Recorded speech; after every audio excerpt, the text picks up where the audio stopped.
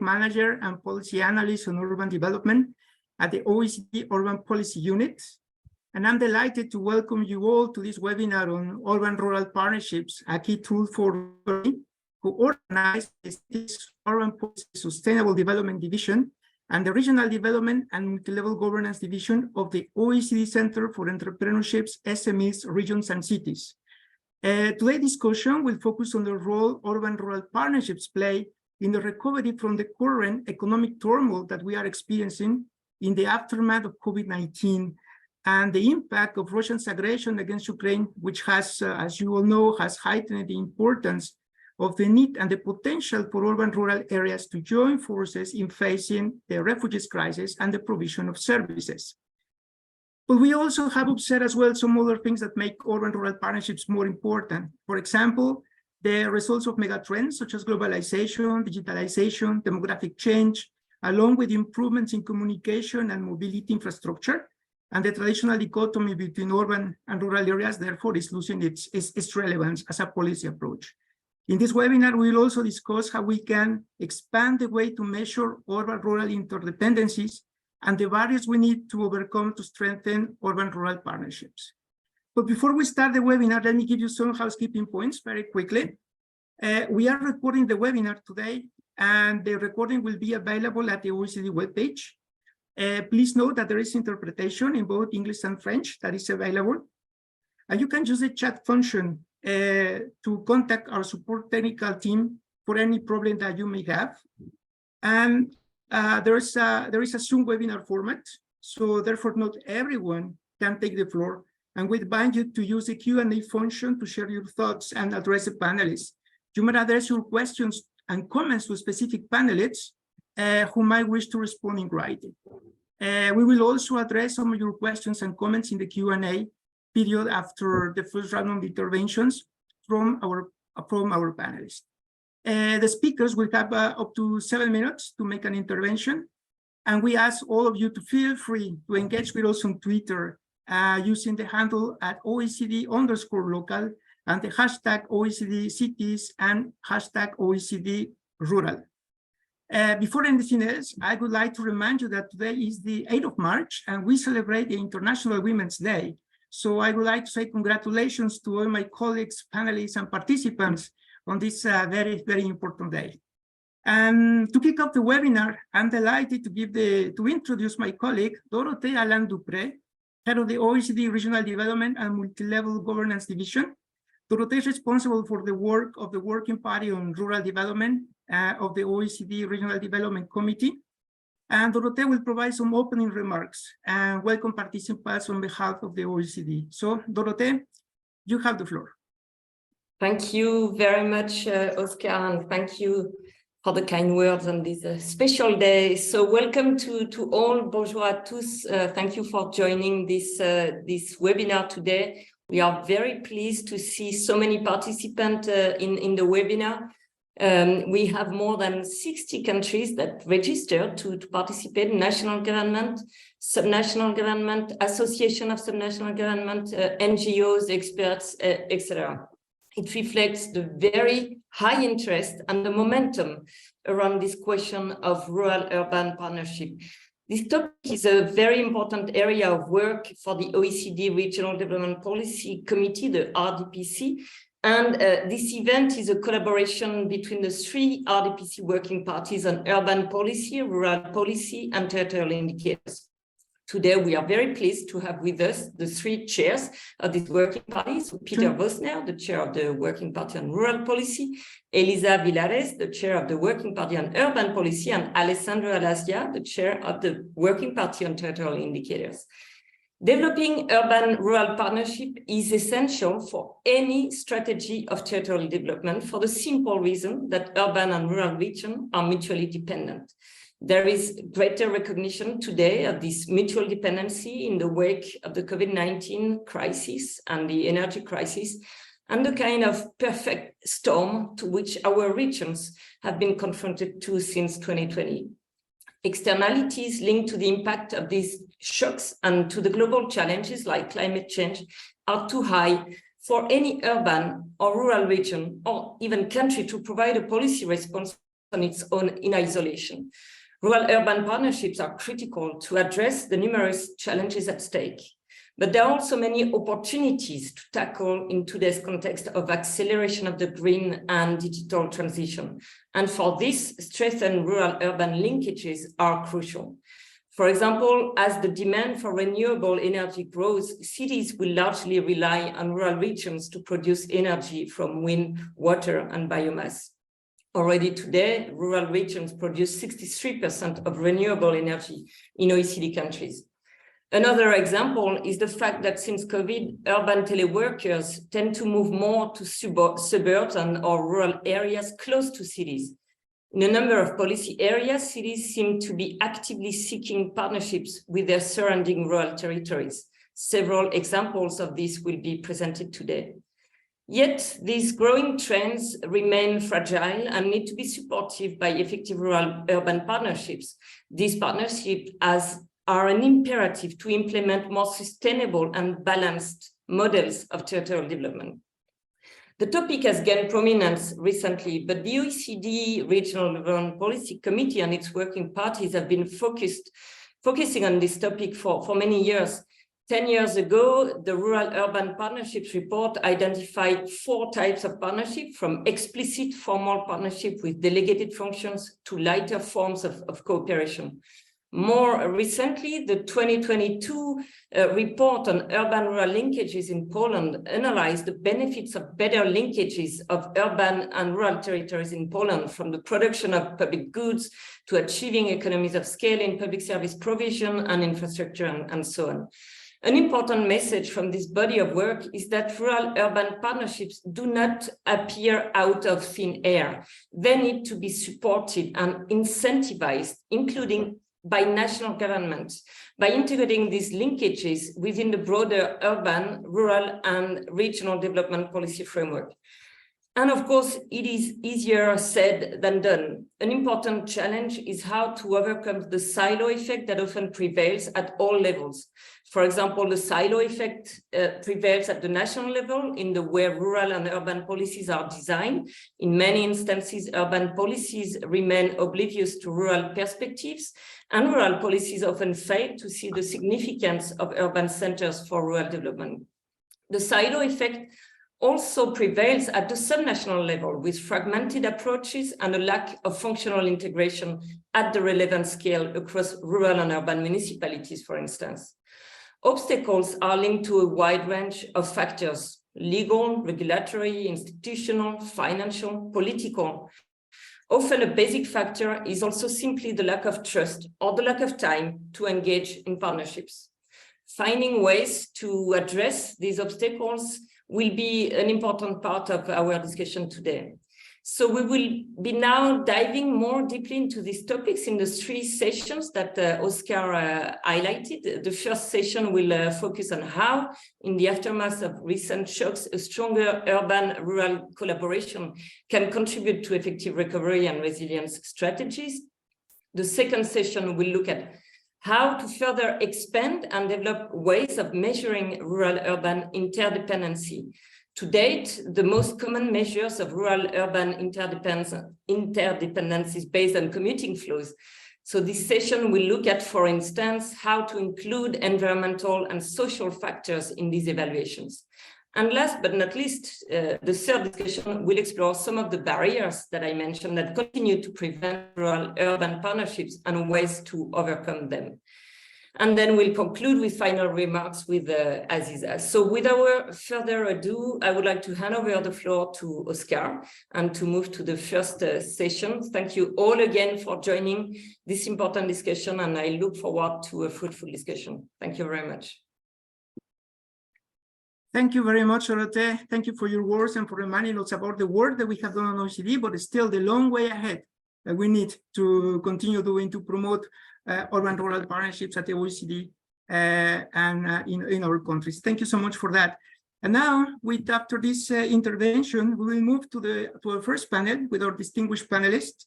They will share with us their views on the importance of rural-urban partnerships in their countries to ensure recovery and to foster resilience. So it is my pleasure to welcome our first speaker, Ms. Elisa Vilares from Portugal. Elisa is the head of division of territorial development and urban policy at the Directorate General of Territory of Portugal. And she is also the chair of the OECD Working Party on Urban Policy. Elisa, we know that Portugal has a long experience incentivizing a more balanced territorial development between different regions and certainly between urban and rural areas, notably to ensure a better access to essential services. What do you say? What could we learn from Portugal's experience on fostering urban-rural partnerships? And how could this experience could help us to enhance resilience and recovery in the current context? Elisa, the floor is yours. Well, thank you, Oscar. It's a real pleasure to be here today in this joint urban, rural and territorial indicators joint venture. It's going to be my goal to address some ideas on urban-rural linkages and more the needs, expectations and potential, not so much to present definite paths or good practices. When it comes to urban and rural in Portugal, we have sort of these two distinctive spatial lenses that make up our territorial reading glasses. I'm going to use sort of a visual analogy since I'm not using any slides. So we have this wide territorial development lens with the goal of territorial cohesion.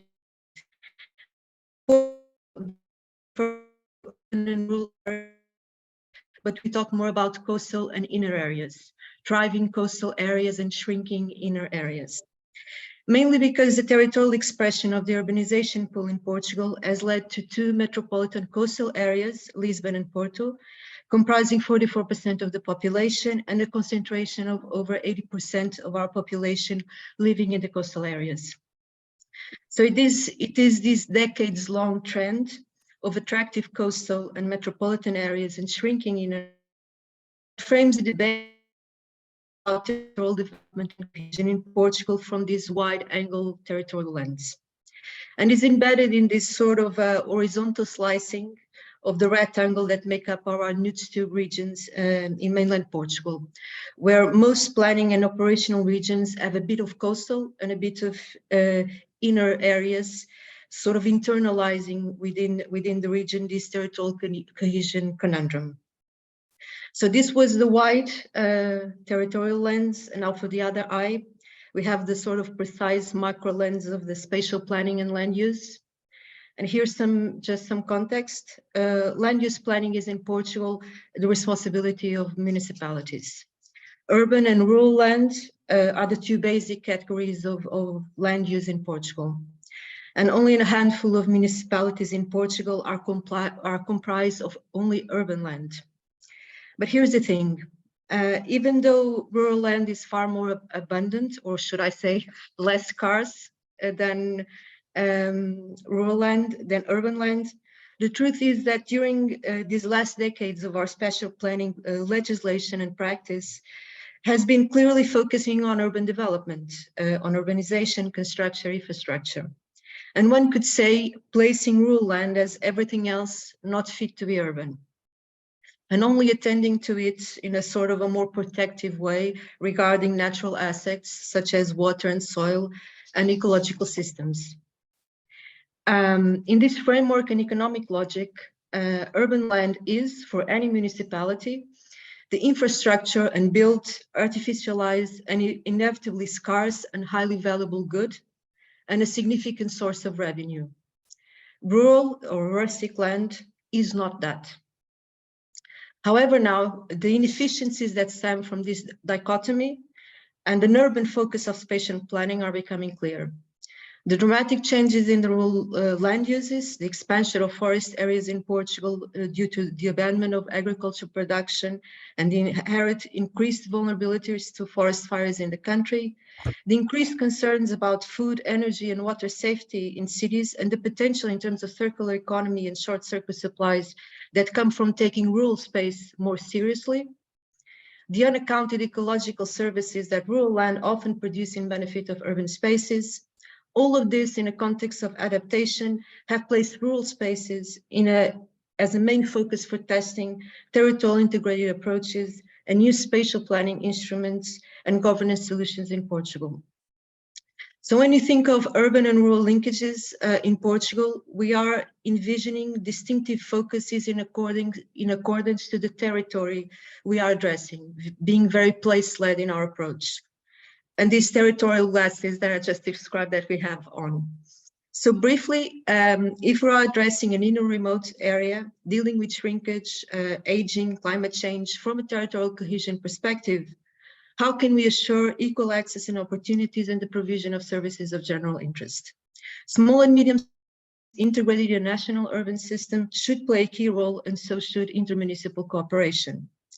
How can we assure economically viable and resilient rural landscapes adapted to demographic changes and climate change? So we are testing and implementing a territorial integrated approaches with our landscape transition program, co-designed with local communities to implement long-term strategies for the resilience of these places and the transition of rural landscapes. Can we take the recent trends of remote and digital works and solutions alongside new forms of multi-locational residency as real opportunities for rural areas and for urban-rural linkages? If you are managing a metropolitan area or a city, dealing with density, pressure, and complexity, how can we increase our climate resilience and the safety and sustainable production of basic needs such as food, water, and energy? The metropolitan area of Lisbon, for instance, is investing in a new governance system, the Food Link, that brings together relevant actors to increase the metropolitan consumption of locally produced food. How can we value the services rural and natural areas provide to cities and metropolitan areas, including water, air, biodiversity? We are interested in testing methods and solutions that value the natural capital. So finally, if you are at national level, how do you take seriously the need to build and support local capacities in what are very different territorial contexts to common challenges? How do you make territorial diversity an asset and not just an afterthought? In Portugal, we have been experimenting on programs and initiatives that support networks for local capacity building and co-learning between cities, towns, and villages of all sizes on common challenges such as climate adaptation or circular economy. There is a dimension to urban-rural linkages and to territorial cohesion, I should add, that is totally material. It's about capacity building, collective intelligence, representation, and recognition. But it needs proximity, human, sensorial, and is about knowledge and care. It's about the acknowledgement and value of territorial diversity in face of common challenges. So finally, I think this OECD project on urban-rural linkages enables us to explore these and other different paths and concerns within our specific territorial context and challenges, such as I think was done in Poland, and we'll hear about it today. So I'm looking forward to listening to all of my colleagues. Thank you. Muito obrigado. Thank you very much, Lisa, for your remarks. I found very important points that you made during the intervention. But I like this issue that you raised about the support to local capacities to enhance and to promote rural-urban partnerships and to take diversity as an asset. I think this is also very clear that not many people see it in that way. I think that requires a change of mindset in a way. And you mentioned also the use of land use planning. I think this is basic if we want to promote better partnerships. There are many important topics here that I would like to, if we can discuss later on during the Q&A session. Thank you very much for your remarks.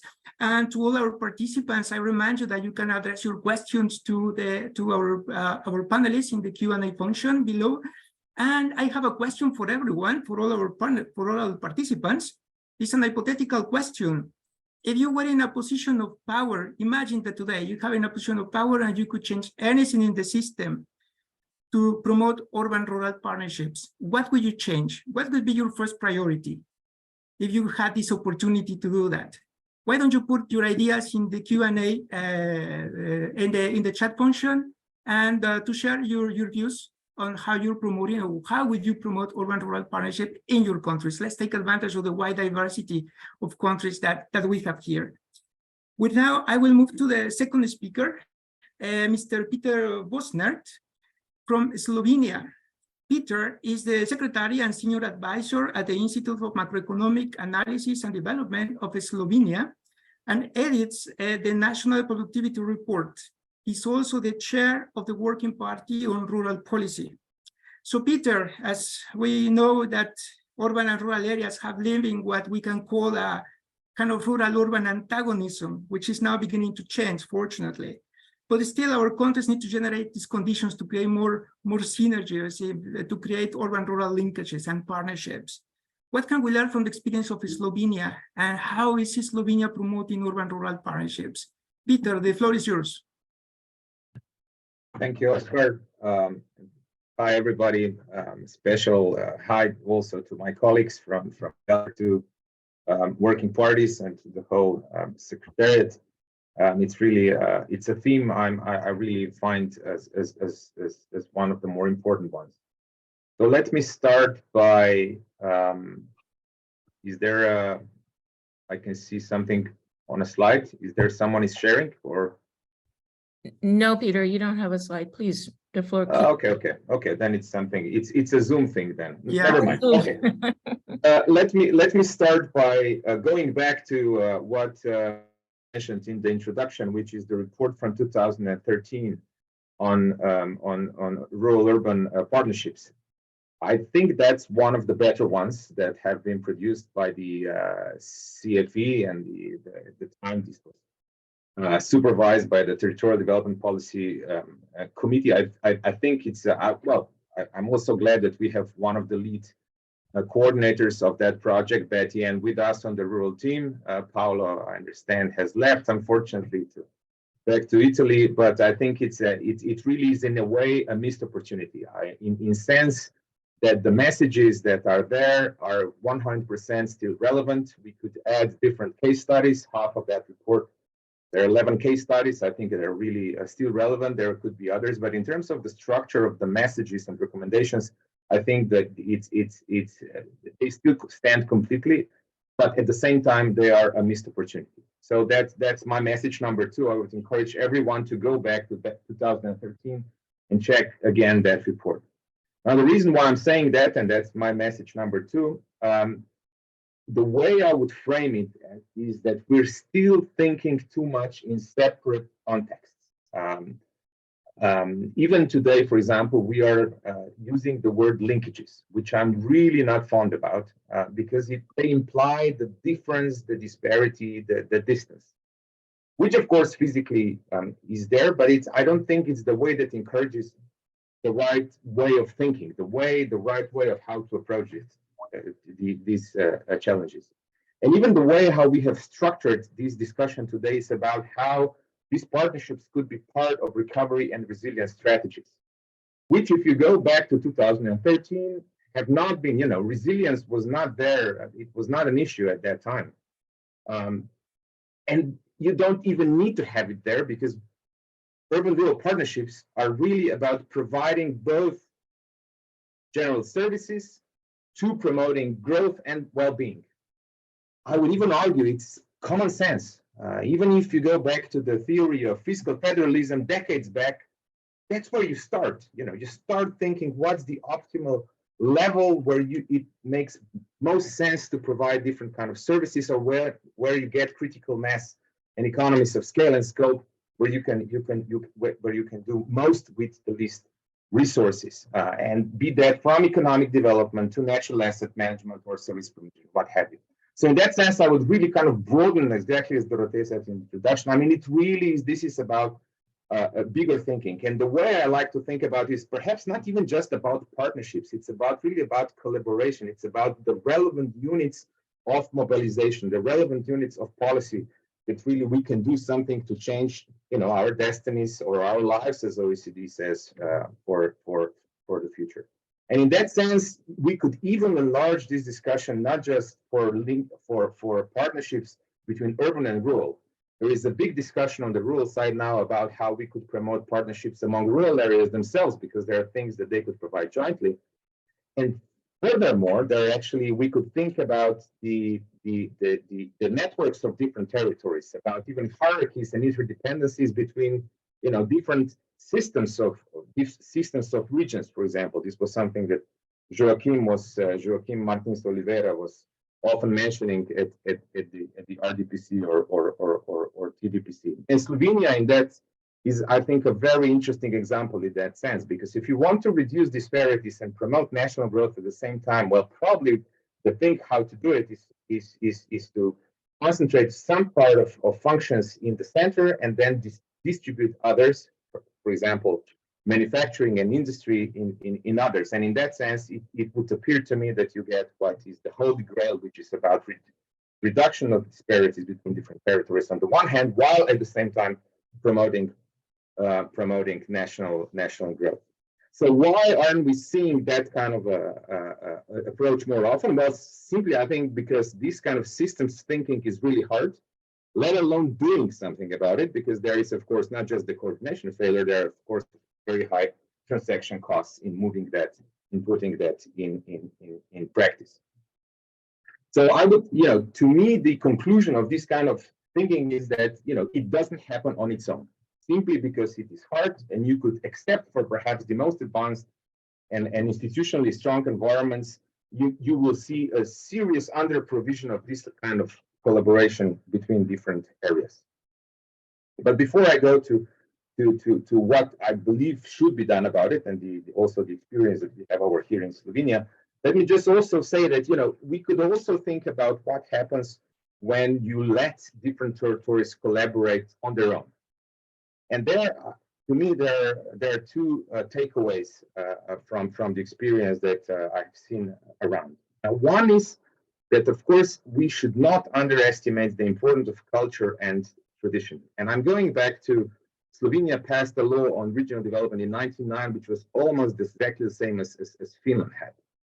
So, that you would promote this kind of collaboration between different municipalities, different types of municipalities, etc. So you also mentioned.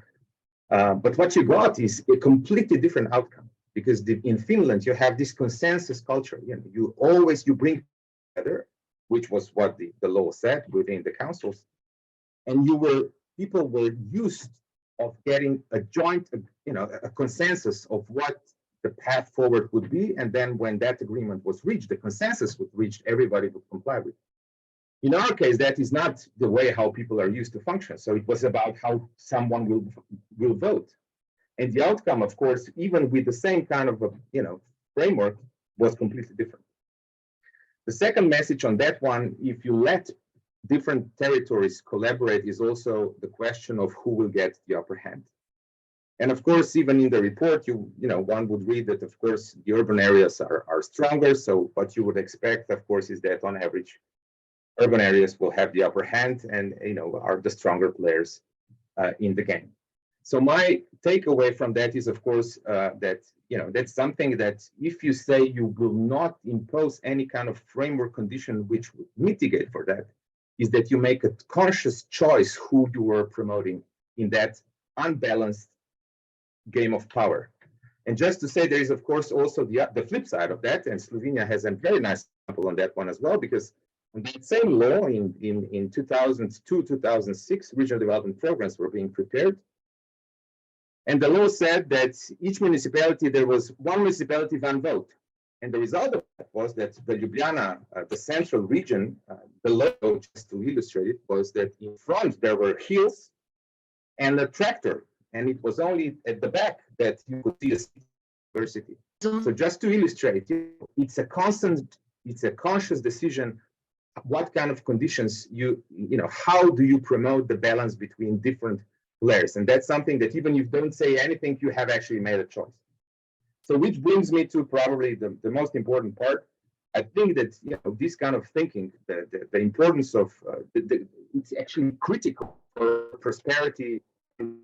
That we establish enabling conditions for different territories to collaborate. That is clearly a voice that a proactive policy approach, and also the role for someone to mitigate. So in that, for example, if we're talking about municipalities, it could be regions. If it's regions, it could be the national level, which I think should promote and also set the framework conditions for collaboration. Peter, could we wrap up? again, back to the report says, and I completely agree, you need to allow in, why are framework conditions important? Well, because you mitigate for what is the problem, but at the same time, framework conditions only allow for flexibility, which is necessary. So for example, our draft spatial strategy, for example, allows exactly this kind of a flexibility that, on the micro level, municipality or different parts of municipalities can actually see whether, it's part of the functional area or not. And this is, I think, kind of an example of good practice. Thirdly, I think framework conditions and proactive approach are important in order to promote forward-looking perspective. If you just allow different stakeholders to, just do whatever they want, you will get, you will get a kind of low-hanging fruit, fine, or single-issue partnerships, fine. But for a more holistic, kind of more ambitious approaches, which I think are critical, it's important that someone provides this kind of a forward-looking perspective and also directionality about what should be done. Again, within that framework, in providing that kind of directionality, of course, flexibility needs to be ensured because, of course, different areas are different. But I think it's important that someone makes sure that, there is kind of evidence-based, forward-looking directionality, which doesn't come on its own. Peter, can we conclude, please? Yes, I'm concluding right now. Thank you. So that, I think, really underlines the importance of also the principle, the higher up levels, which create also kind of the movement, the right tone, which is, I think, also critical for the engagement of the private sector, which is often a problem. The private sector itself is important that it's organized so that it can participate. But when these kind of conditions are created, I think the holy grail that we should be striving towards is really the virtuous cycle of kind of when different parts encourage another. And I think, we have examples that show that really pave the way. And I hope we will be able to kind of promote these kind of approaches across the board. Thank you. Thank you very much, Peter. Thank you for your insights and for reminding us about the report the OECD prepared back in 2013. There is a new one that we prepared for Poland. It uses the word that you don't like, linkages, unfortunately. But yeah, I don't. It's also another report that I would like to reflect on. And thank you for sharing your lessons on the experience of Slovenia. I like this issue of flexibility and the issue of not taking the culture as a given. That's a very good point. Thank you very much. And there are some questions for you in the chat. So if you want to have a look. Now, I would like to move on to our third panelist, Ms. Victoria Sagandowska. Victoria is the Deputy Director of the Department of Development Strategy at the Ministry of Development Funds and Regional Policy of Poland. Victoria, I know that we've been collaborating with Poland a lot recently, and we know that Poland has gone through a mad process of urbanization, and that it has been facing the migrant crisis from Ukraine, receiving an influx of migrants, of refugees because of the situation, and that urban-rural partnerships have also been part of the solution or the tools to address this event. Could you tell us a little bit more about the experience of Poland and how the new developments in this situation? Thank you. The floor is yours. Thank you very much. Good morning, everyone. Thank you for this opportunity to present our experience in terms of urban-rural partnership as a key, as a way to strengthen the development of both urban and rural areas, and also to bring for those communities ways to use from the recovery and refugee crisis. We can start the presentation. I have 3 slides for you presenting, let's say, the main issues and areas of our intervention in Poland. In Poland, urban and rural areas have a strong basis to enhance the potential of their common linkages. They also face some key challenges in terms of population trends, spatial accessibility to the services and economic patterns. We also observe, on the other hand, increasing territorial disparities and urban-rural divides. For almost a decade, I must say that Poland has supported the creation of urban-rural partnership as a means of enhancing the territorial cohesion and helping those areas to be more competitive. Local cooperation is considered as an essential mechanism for implementing and achieving the national development goals that are set in a wide range of documents. We have prepared for inter alia long-term documents for responsible development, or the national strategy for regional development, which also emphasizes the urban-rural linkages, or for example, the strategy for the development of rural agriculture and fisheries. Also in our new urban policy, we observe that the cooperation between urban-rural areas within the functional area in general is very needed. We believe that building such partnerships between those areas helps to provide public services more efficiently and achieve economies of scale. This cooperation brings more benefits for the development both for cities and mostly surrounding the rural areas. And actually this existing urban-rural cooperation or partnerships in Poland cover a wide range of activities that promotes the general well-being and often involve business and non-governmental organizations as well. Joint projects include topics such as public transport, tourism, business attraction. Some partnerships have emerged from the bottom-up initiatives, such as waste and water management also. This approach concepts are transferred from national strategic documents to the level of programming of cohesion policy in Poland as well, and significant role of using the potential of regions and towns to the development of the whole country. We are using also the territorial instruments for strengthening this urban-rural partnership and cooperation. We are also implementing dedicated projects from a national level to support the cooperation of urban-rural areas. The Advisory Support Center is a strategic project supporting partnership cooperation dedicated to support local development administration, especially the areas that are at risk of permanent marginalization, and small and medium-sized cities that are losing their socioeconomic functions. We support their cooperation within the partnerships, within the functional areas, and we help them to preparing development projects, and also to prepare the strategies to enhance their competences in improving socioeconomic situation also in these areas. The activities within these projects contribute widely to improve the administrative efficiency in local governments, which results in better implementation of public policies, of course. Next slide, please. As it was already mentioned, we cooperate with the OECD for many years, and we cooperate on many reports that were prepared also for Poland in terms of territorial policy in general, or urban policy, review of rural development policy.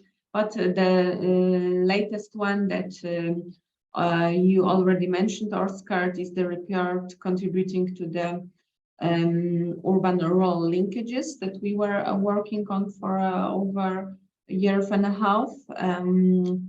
I want to go to the details of this report, but just want to say that it is the first deep dive analysis of the quality of the direction of urban-rural linkages in Poland,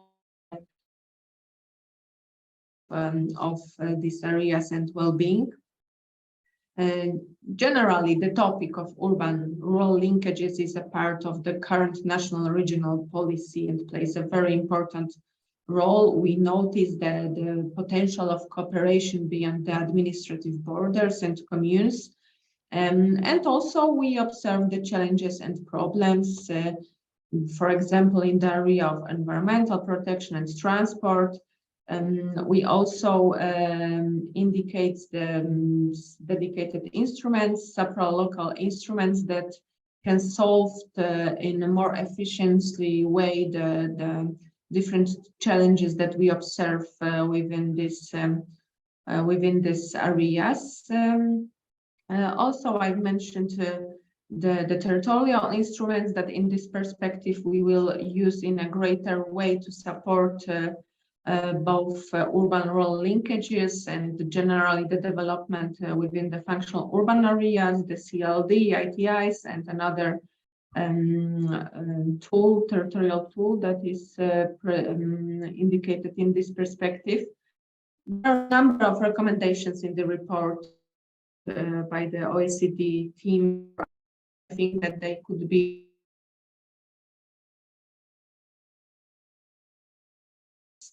and other local authorities as well. Some key and important in general that we observe and are implemented is rural linkages in rural development policy in the context also of the planned development strategy and national or regional level that are going to be prepared. Also using the importance of using the EU funds to strengthen urban-rural partnerships through the territorial and to support the preparation of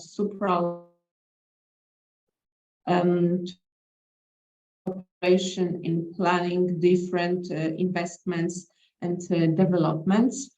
As I mentioned, some of them are already ongoing. Next slide, please.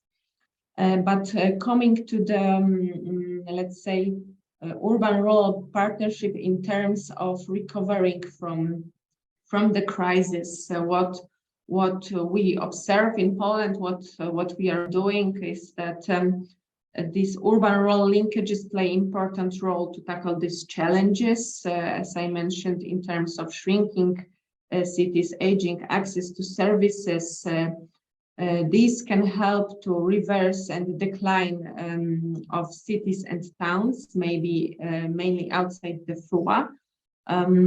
But the solutions that we proposed in urban policy, for example, are very much related to strengthening the urban-rural cooperation.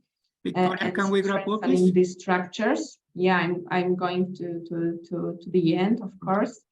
What I would also like to enhance, maybe in terms of the influx of refugees that you've already mentioned, which in Poland is for us is centrally the test for urban-rural cooperation in terms of welcoming the refugees. We observe that mostly refugees are based in the urban centers when they have the access to services and network and so on. And we observe that there is a need of investing also in these areas less, let's say, developed outside the main cities that can provide the housing, educational and other services to refugees.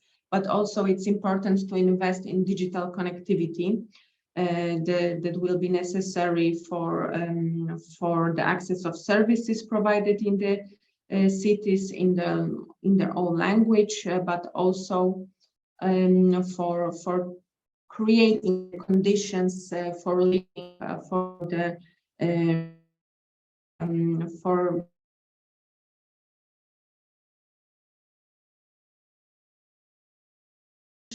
and improve this efficiency in the public sector, improve also the public spending in terms of that. And this bottom-up approach is very essential for the sustainability of such a partnerships. Thank you. Thank you very much, Victoria, for your remarks and for sharing with us the experience of Poland. Yeah, that tell us a little bit more how a country is actually taking a more proactive approach to development of this. There are some questions here that I have for you. We'll have to be very quick because we are running out of time for session one. Actually, we are over time, but we don't want to finish the session without at least giving the floor for one question to each of you.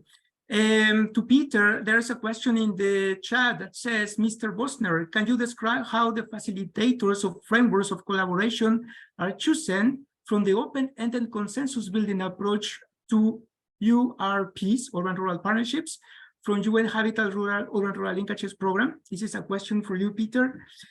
For Elisa, what do you think about the issue of the centralization funds stream to help support local initiatives and building local capacity? This is another issue that was raised in the chat. And for Victoria, how do smaller rural towns feel engaged in a regional approach dominated by larger cities? You have 1-2 minutes to answer it to it. Who would like to go first? Perhaps Peter? Okay. It's not an easy one, I have to say. I think it really depends, but it's when I say the framework conditions, that actually means a lot of things. The framework conditions, it's you know, in context of Slovenia, was the framework that the government sets. But then it's a really good point. You know, there are many things that need to follow from there on. If I understand the question correctly, is, you know, within that framework, you know, how do you then find the proper facilitators that do the right forward-looking and also fair kind of vision and action? That's also another question that I'm mentioning that was mentioned by Richard Wakeford. You know, how do you ensure that you have these, you know, that all areas are represented fairly? You know, that's why I'm arguing for. That's why I believe that, you know, except for the environments where you have this kind of a consensus inbuilt logic in them, which is unfortunately the majority of places in the globe, I'm afraid, is that you need someone that is taking care about these kind of issues, that they're making sure that if it's for example, if it's a holistic strategy, if it's a joint, if you're looking at the strategy, economic development strategy of a broader area that includes urban and rural areas, that it's something that accommodates for the needs of both types of, for all parts of territories within that area. While finding these kind of facilitators is, of course, you know, there are many problems, but I think it really starts with finding the right people around which you develop this kind of a capacity to mobilize. And I think that's part of the reason why it's really so hard to do, because you can copy, you know, laws, and you can copy the way how policies are done, but it's really hard to find the right people that are able to convince people that then they, you know, jointly move in a concerted, orchestrated fashion in a joint, in a kind of with a joint objective.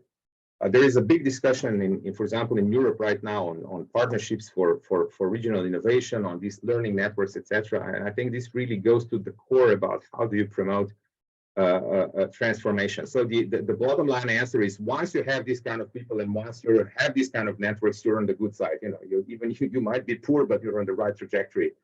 How to find them? You know, it's part of this capacity, which I think really goes to the core of transformation. And the answer is really by systematic developing of this kind of a capacity over the long term. And that's why I'm afraid, you know, many places fail, because even when you start with the right thing, even when you start developing that kind of capacity, it often happens that, you know, then is a change of policy, change of government, change of direction, and then even the capacity you have. Thank you very much, Peter. Gets lost. Thank you so much, Peter. Very good. Elisa? Yes, so I believe the question was about capacity building and decentralization funding streams. Yes, not to be off entirely.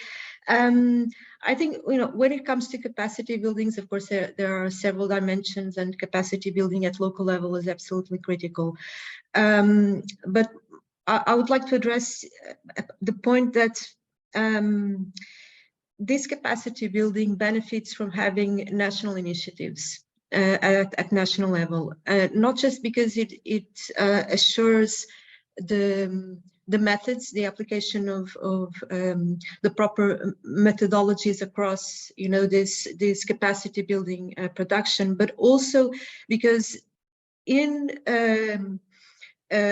organizing or bringing together a series of different territorial contexts. And for instance, when you look at a transitional agenda where you have the same issue in different territorial expressions, it is relevant to have this at a national level initiative, because you can benefit, actually the national level can benefit from learning about the implementation on how local level is doing regarding, national legislation and national policies. So yes, this, capacity building in other aspects might result via decentralization funding streams, but I do believe, that there is a key role to be played at national level in terms of local capacity building for these issues that I was mentioning. I believe I kept my minutes, maybe a little bit more. Thank you. Thank you very much. Victoria, you have the last minute of the session. Okay, thank you very much. I will try to answer your question. From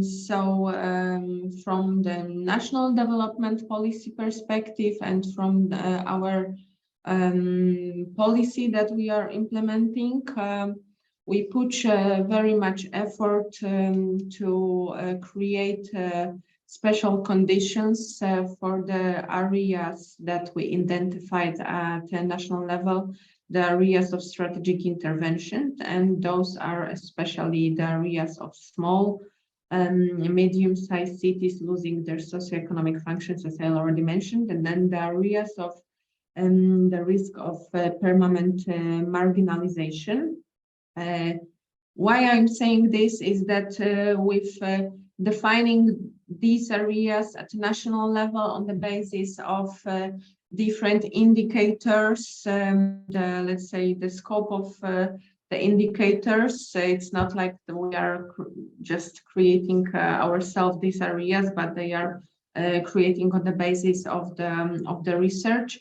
We indicate that they need dedicated support from the national and also from the regional level, which occurs in the support that is programming, for example, from the regional development strategies, but also from the programming of European funds, where some of programs of regional programs are obliged to dedicate the support for the development of these areas. So we are trying to implement the policy that these areas are not left behind.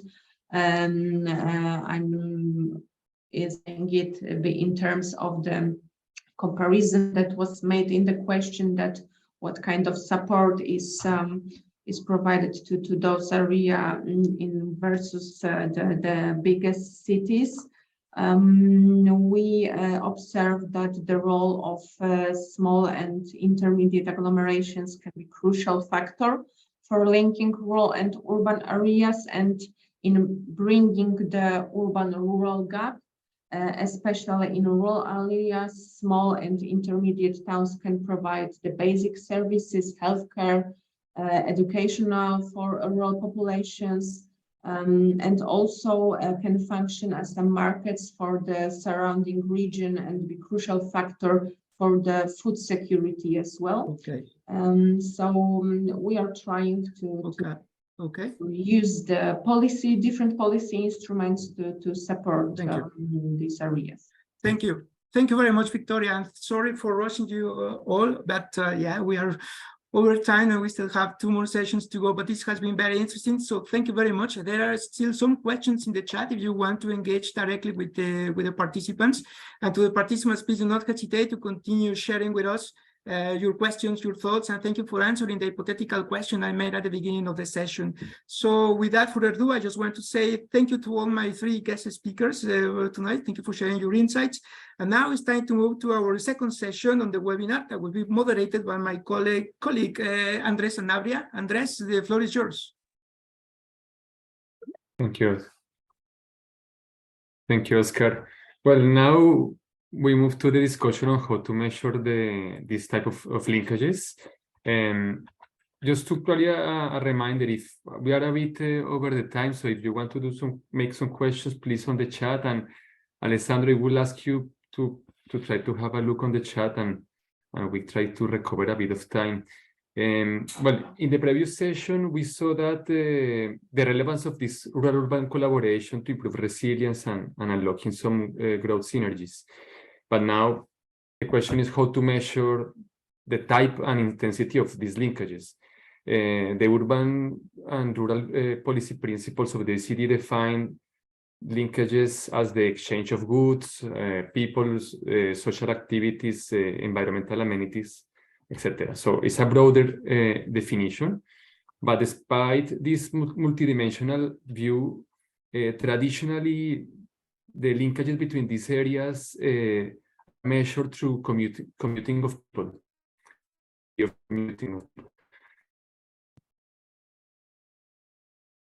Interest to measure this type of with methods encompasses environmental and social interactions.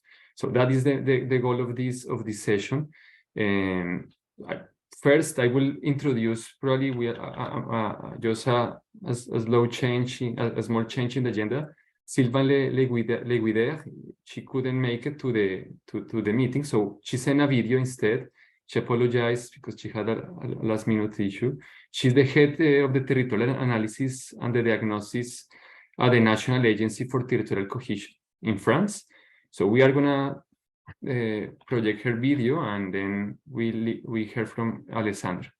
So please, the video.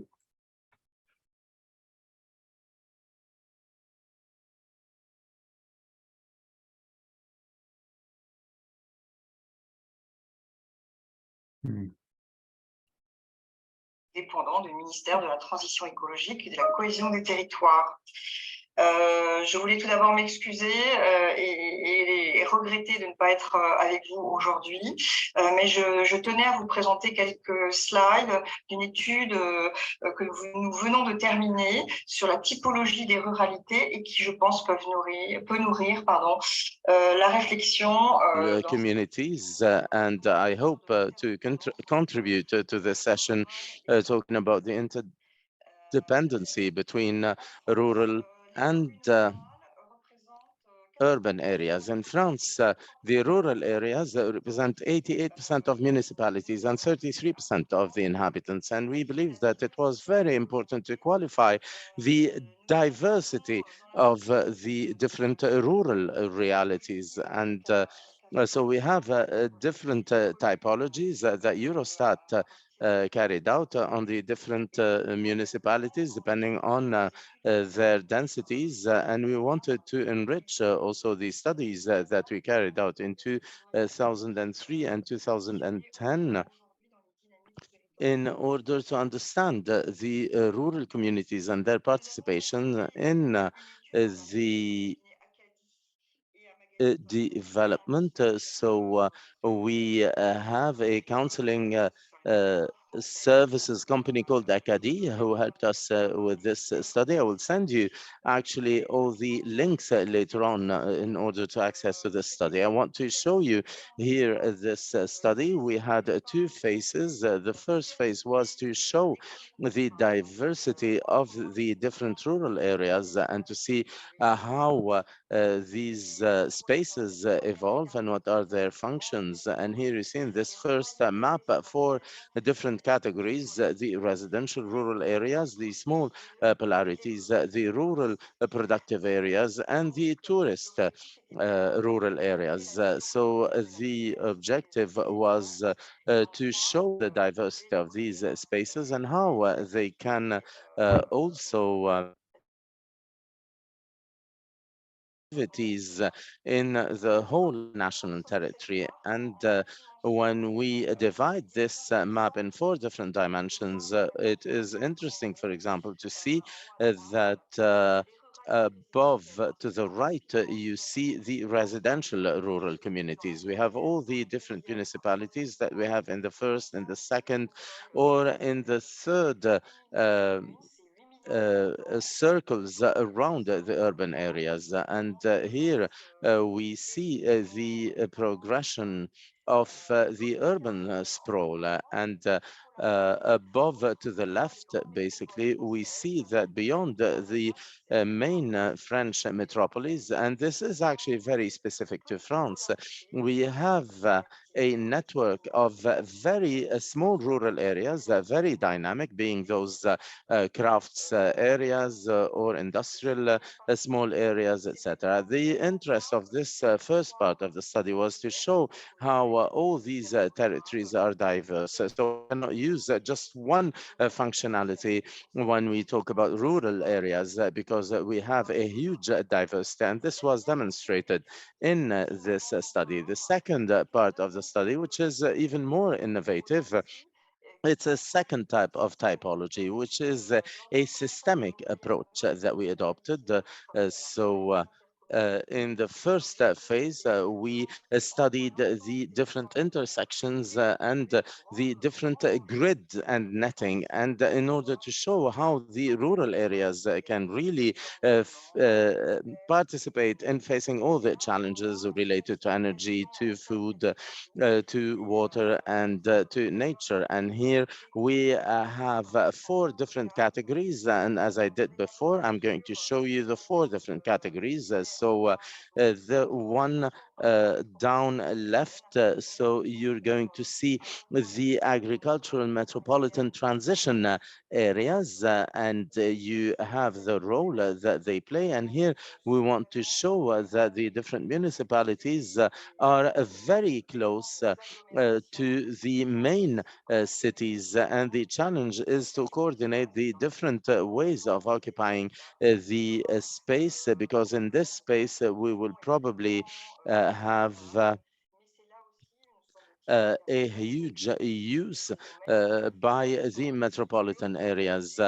So that's why we need to make sure that there is reciprocal flows and services with the main cities that these rural areas serve. And also another problem that it is very interesting to analyze, these are the agro-technical transitions, because we're talking about rural areas that are very qualified because they have high capacities in terms of energy installations, such as, for example, the nuclear plant areas or these rural areas where we have a useful activity in terms of the production of energy, for example. So in terms of challenges, we see that we need to control these territories due to the natural risks or technological risks that are linked to the activities that we see in these territories. And we have 2 other categories, the agroecological transitions. And here we're talking about the large natural spaces that we all need and that are threatened also by the climate change. And above to the right, here we have the agro-industrial transition areas, because close to the cities, we need to make sure that all the agricultural or agro-industrial activities can develop in the best way possible, because in these territories that are a little bit further away from the cities, we have a problem of an aging population, lack of know-how, And so we need to make sure that these territories can keep developing their activities. And these are the strong points of this typological approach that we have adopted in order to understand all the different ecosystems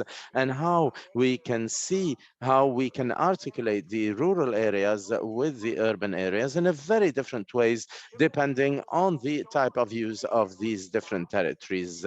Thank you very much for your attention. And here we have the link where you can download all the study with the different synthesis, and you have a whole series of maps, because these maps are very rich in information and very important also to allow us to understand the different uses that we have in the different territories at a national level and at a local level. And thank you so much for your attention. Measure urban-rural complementaries actually from different priorities at the territorial level. It's a good approach. That now, Alessandro, probably also if you can tell us also with a view of this new adoption of virtual interaction, because through virtuality people can access services and education, jobs in other areas. So that opens another window of opportunity. Alessandro Alasia is the Assistant Director for the Center for Special Business Projects in the Statistics Canada, and is also the chair of the OECD Working Party on Territorial Indicators. So please, Alessandro. Thank you very much, Andres. It's exciting to be part of this panel and have the opportunity to provide an input to this discussion. As you said, I will provide this input from the perspective of National Statistical Office, so data and use of data. But really, this gave me the opportunity to reflect on these linkages, also to update myself on this topic. So let me start with the question why we should go beyond commuting data. I think that is the title of the session. We already discussed and alluded to the many shocks that we went through in the last few years, and one in particular is reshaping the relationship between rural and urban area, which is COVID.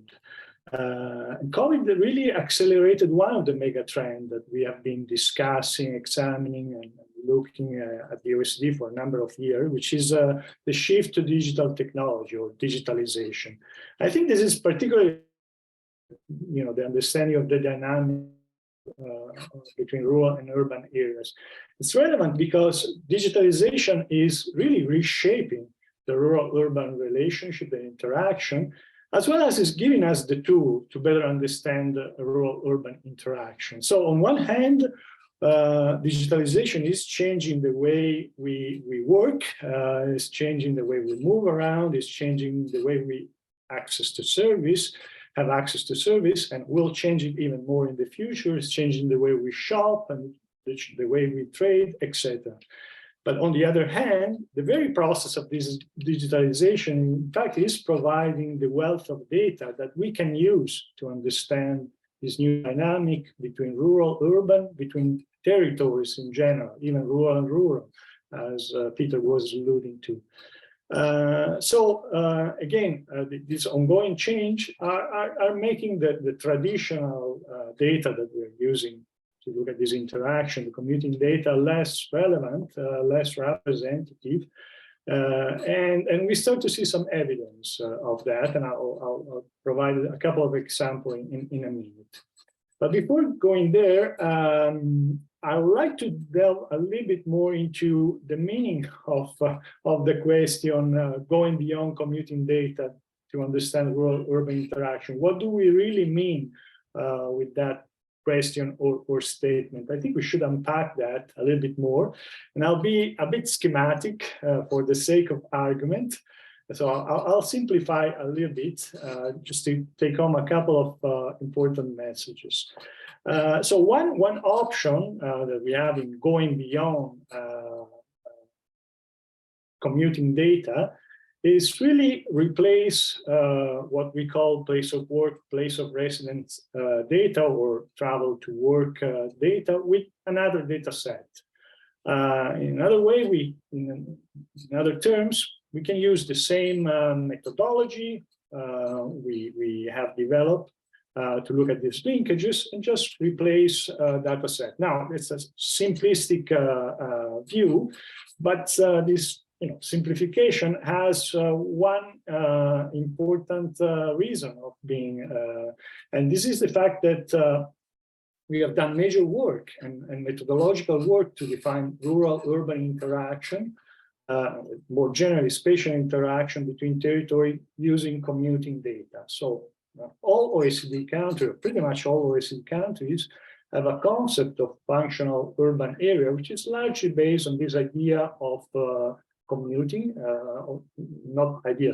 largely based on the data related to commuting. And the OECD has developed major methodological work and comparable definition across countries, again, using largely the data on commuting. We have an OECD metropolitan database that uses the concept of functional metropolitan area, again, largely based on commuting data. And recently, in 2020, we published, actually the OECD should say, published a report titled Delineating Functional Areas in All Territories, that again was looking at interaction between territorial unit even beyond urban areas, again, looking at commuting flows, essentially, using commuting flow. So the key point is that we do have established methodologies to work with mobility flow that are typically commuting flow data.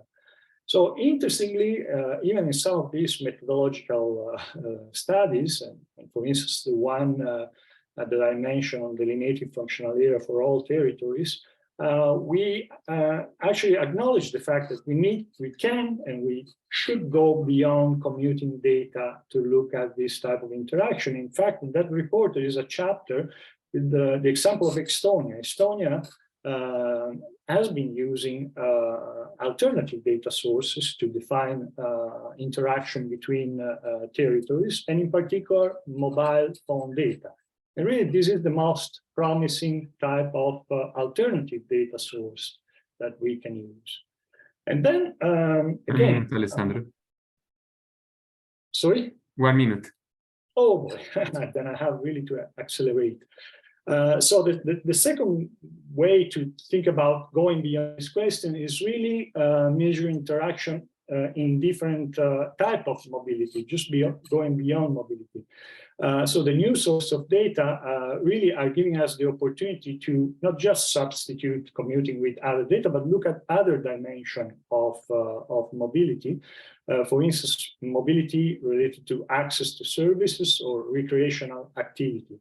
Now, this is a more interesting, intriguing, and challenging way to look at interaction, but it begs a number of interrelated questions.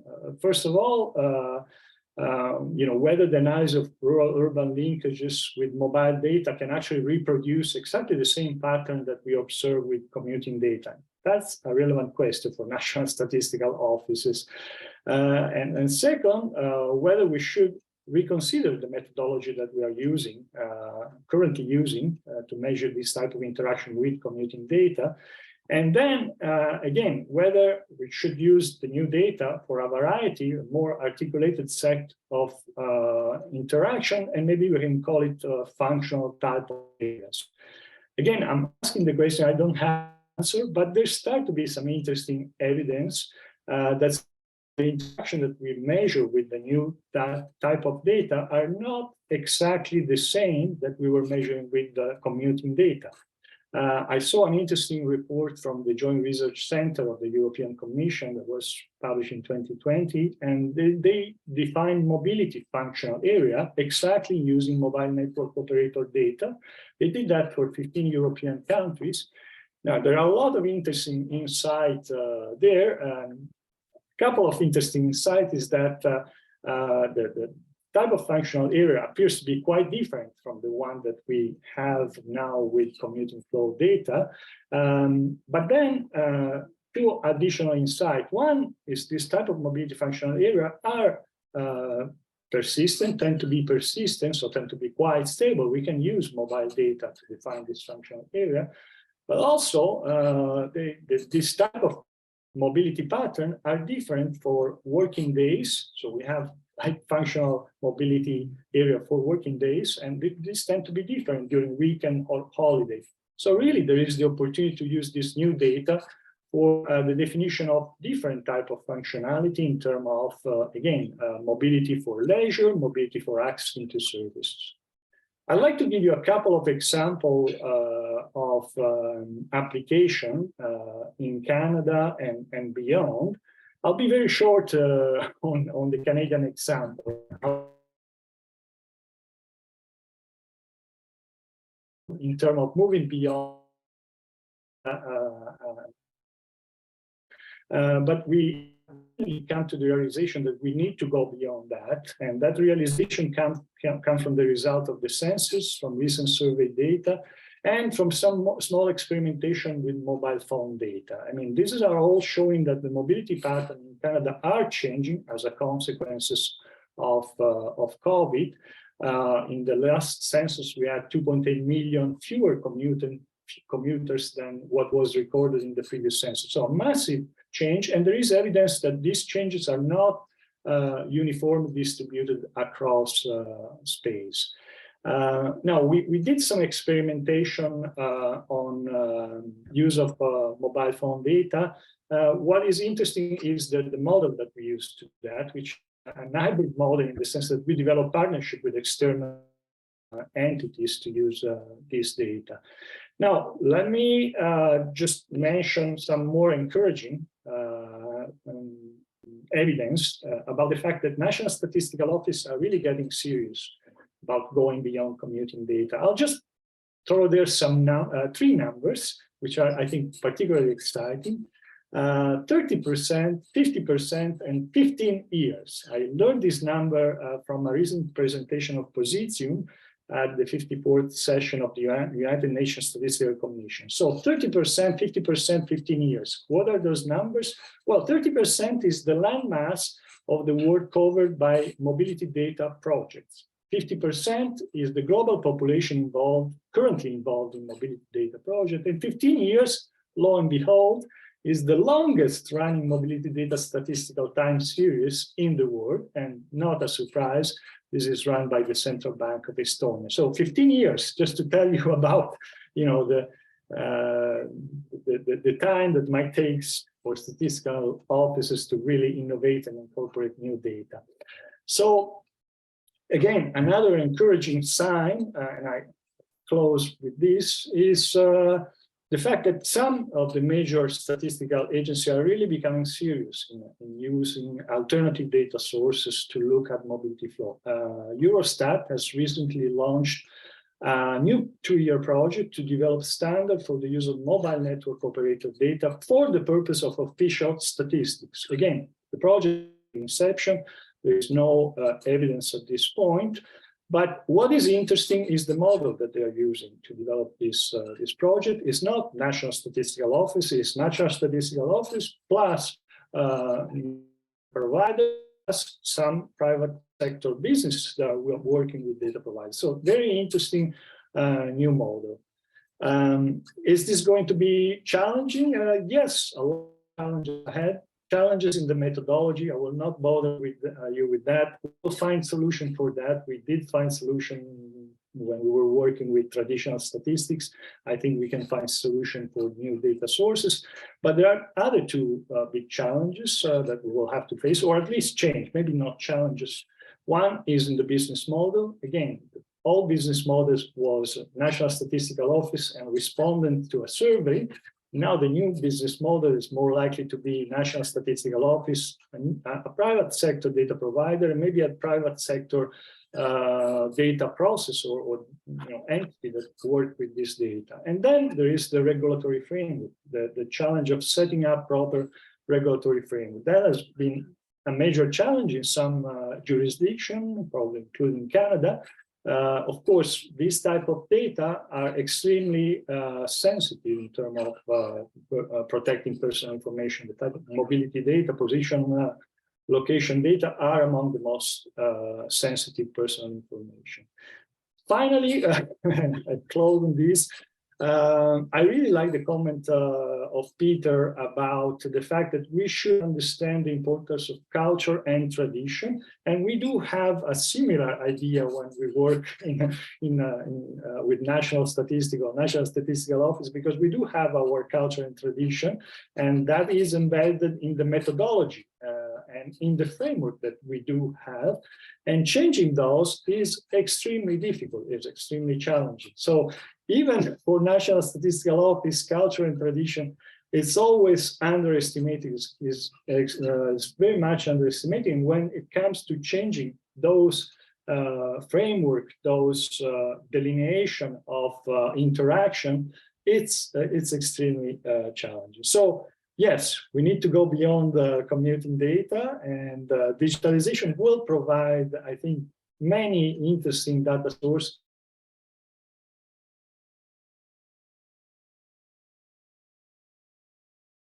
Even when we look at mobility of goods or other type of environmental interaction, infrastructure interaction, digitalization will provide a wealth of data on that. And the good news is that the evidence is there, and the National Statistical Office, I think, are getting a little bit more serious in starting to use this for the production of national statistics. Thank you. Thank you, Alessandro. No, I think that is encouraging words for a shiny future on measurements. I think you have some questions in the chat. Unfortunately, we are not gonna have time to give you the floor to reply, but if you can reply by written, please, will be much appreciated. So I think with this, we can move to the next session because we are a bit late. So please, Betian, you have the floor. Thank you, Andres, and thank you, Oscar, for what has been a really, really interesting webinar so far.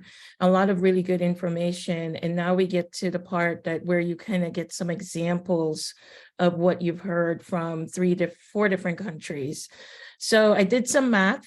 Yeah, and if people know me, they know. And I know that if my speakers keep to 7 to 8 minutes, we will still get Aziza to come in and do her wrap up and close this webinar on time. So technically you still have your time, and I'm going to introduce you one at a time. First, you can see who they are on the screen. Welcome in Delphine, who has a rich experience on this issue, and she's bringing us some experiences from Switzerland. Sonia is bringing us a really interesting example of a rural-urban partnership that, brings Portugal together with Spain. And Livu is going to talk a bit about what's going on in Romania, and then we'll complete the conversation with an example from the United States looking into Louisiana. So I think you'll get a diverse group of experiences. What I would encourage you to do as they're talking, I'm going to ask them each to look in the chat after they're done. If you have any questions, please put them in the Q&A, put them in the chat. We will be sharing the presentations, and we'll ask each speaker to just pay attention and respond there. And Alessandro, please do the same as well. And if we have time, we'll come back and have some more Q&A with the entire panel. So Delphine, the floor is yours. Thank you, Betian. Hello, everyone. I work for the SECO, the State Secretariat for Economic Affairs. I'm going to talk to you about urban-rural cooperation in Switzerland.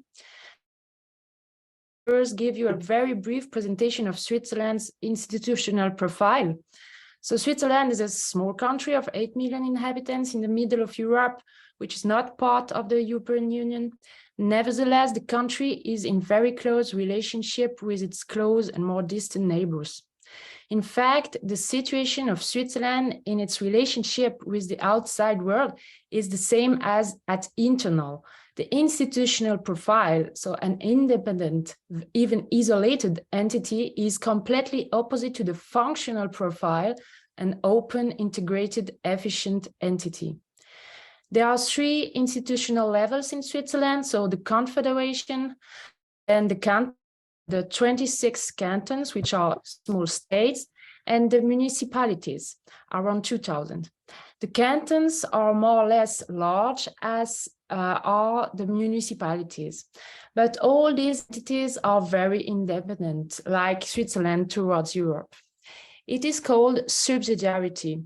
Each level is responsible for certain tasks, for example, the army at the federal level, the schools and police at the cantonal level, and so on and so forth.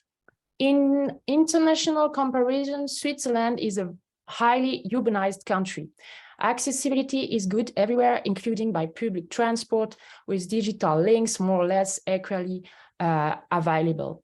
The population density is high, but geographically it is concentrated on the north of the Alps, so in a radius from Geneva to Zurich via Basel. Nevertheless, the density is not high everywhere, and rural areas exist. On the scale of urbanization, there are many levels. Apart from the very sparsely populated alpine areas, there are large territories that can be considered either urban or rural, depending on the point of view from which you look at them. Next slide, please. The first level of urban-rural partnerships exists between municipalities. In all cantons, there is urban-rural collaboration at the regional level. These small regions are not an institutional scale as such, but they emerge in a more or less pragmatic way to meet the needs of the local population, the economy, and certain federal requirements, such as spatial planning. Here I took the example of Upper Valleys on the east part of the Canton Valleys. In these partnerships, it is always a question of a small urban center and its own periphery.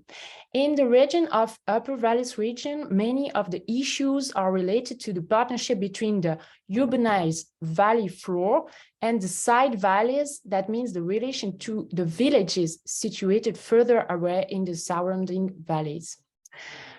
You can move. The second level of partnership exists at the level of the cantons. The cantons I mentioned earlier, so those 26 small states that make up the Swiss Confederation, each of those cantons has its capital, at least on one only urban center for the smallest cantons. Larger cantons have often several urban centers. It is up to the cantons to implement federal legislations, and the policies implemented have to take into account the disparities between urban areas and rural areas inside the cantons, and concretely by the urban-rural partnerships in many fields. So planning, for example, is an important of those legislations.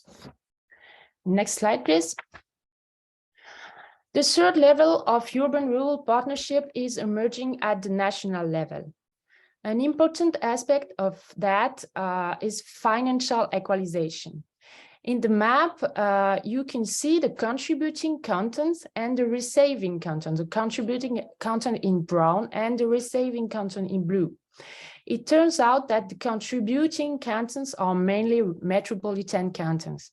The smaller, less urban cantons in the central Switzerland, you will see in brown, are contributors because they have very attractive tax policies. You can move. Beyond financial equalization, urban-rural partnerships are also emerging at the national level via other, such as the issue of education and research. For example, the located in Lausanne is a university financed by the Confederation. So unlike most universities in Switzerland, which are financed by the cantons. For several years, the EPFL has been developing partner campuses in secondary cities in other cantons. You can move. In this case, we see that the city of Sion in Valais is one of the cities concerned by this partnership. These campuses are co-financed by the cantons and the Confederation. And in this case, the urban-rural partnership concerns the links between a large metropole, in this case Lausanne, and a smaller urban center in the periphery. You can move. In conclusion, it can be said that urban-rural partnerships in Switzerland are successful because they develop simultaneously on different scales.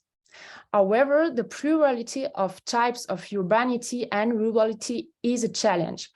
Often, representation of urban and rural do not take this diversity into account and are limited to caricatures. We need to communicate on the diversity of types of spaces so that partnerships are understood and effective. And to do this, statistical approach, as we just heard about, like in France, are very useful and even, I would say, necessary. Finally, it must be said that Switzerland's institutional structure with its 3 levels has many advantages, but can be rigid. It is through this historical structure that all public policy is implemented. On the other hand, we have socioeconomic and environmental realities which are played on functional spaces, so also at different scales. Urban-rural cooperation must play both roles, so must play on this institutional structure and on the functional spaces. This requires great agility on the part of all the actors, but it cannot be like controlled by the federal state. I thank you for your attention. I'm done. Thank you, Delphine. If you have questions for her, please put them in the chat, and we'll do our best if after all the speakers to come circle back with more questions. Sonia, the floor is yours. I know you have some slides, so we should keep the screen sharing. Okay, thank you.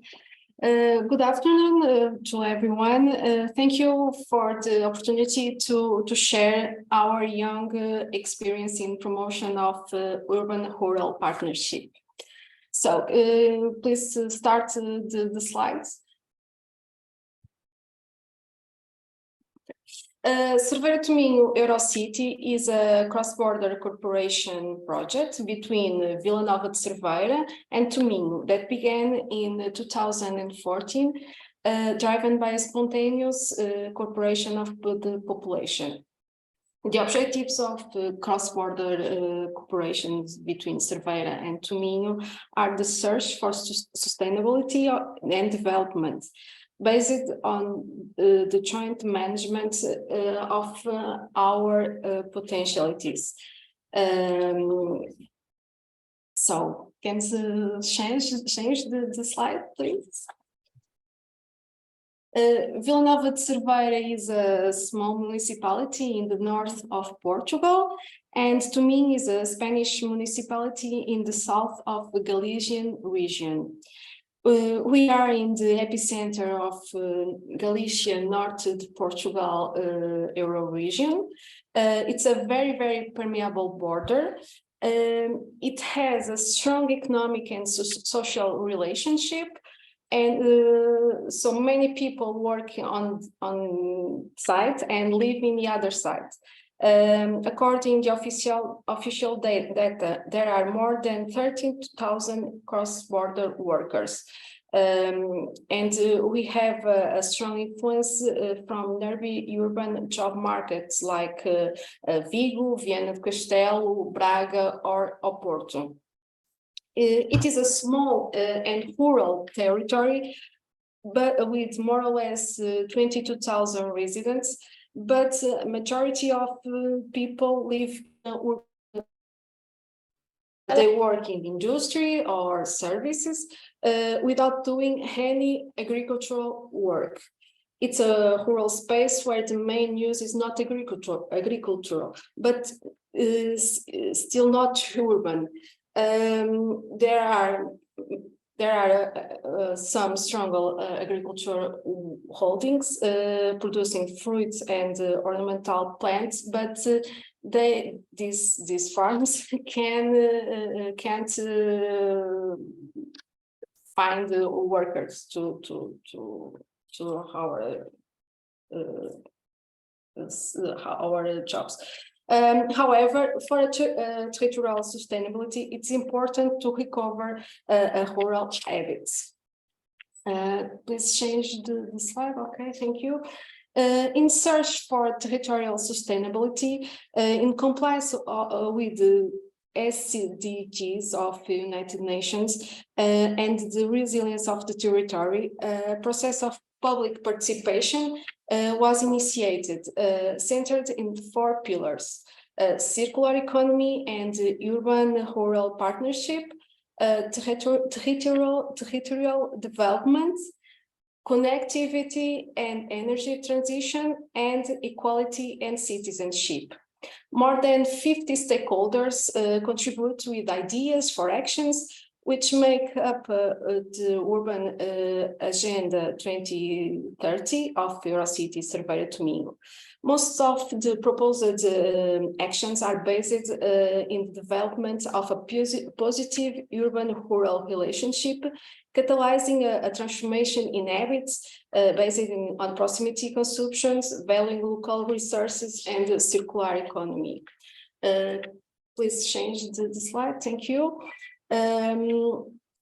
Based on the challenges raised by the stakeholders, we start a first project focusing on adapting to climate change by valuing endogenous resources and the urban relationship through raising awareness about consumption habits and encouraging local and seasonal consumptions.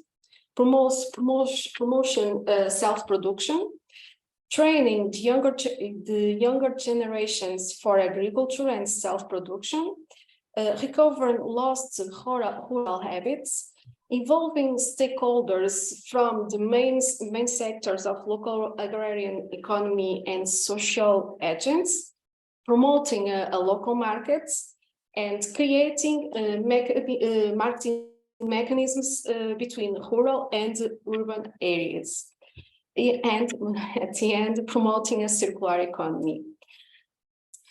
For us,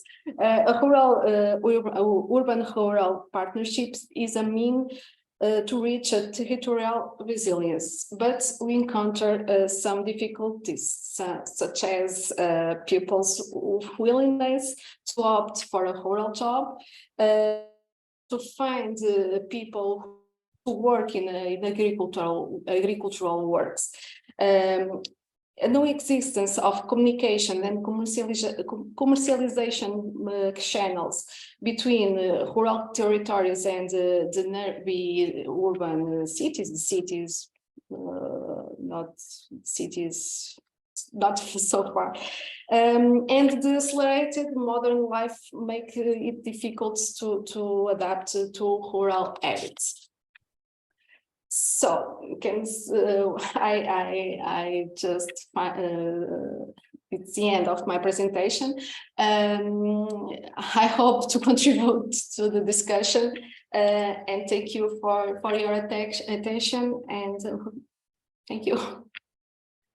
Thank you for presenting your urban-rural collaboration, and the fact that it's cross-border adds in more nuances to the discussion, and it makes me also wonder about the methodology for measuring that Alessandro mentioned earlier.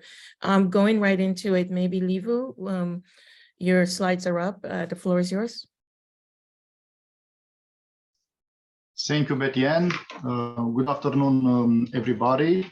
Firstly, considering the importance of this day, allow me to start with my best regards for all the ladies that are participating in this very interesting seminar. At the same time, I would like to thank you very much for the invitation and for the possibility to present one of our most important project that we developed in the last period in Romania. It's about the law for metropolitan areas, which is in the end an expression and a tool that is fostering the cooperation between urban and rural. So next slide, please, and I will start with the context, and I will remember you. Next slide, please. Perfect. I will start with the context. In 2017, Romania organized the 17th Council of Europe Conference of the Minister responsible with special planning, and the theme of this conference, it was about functional areas.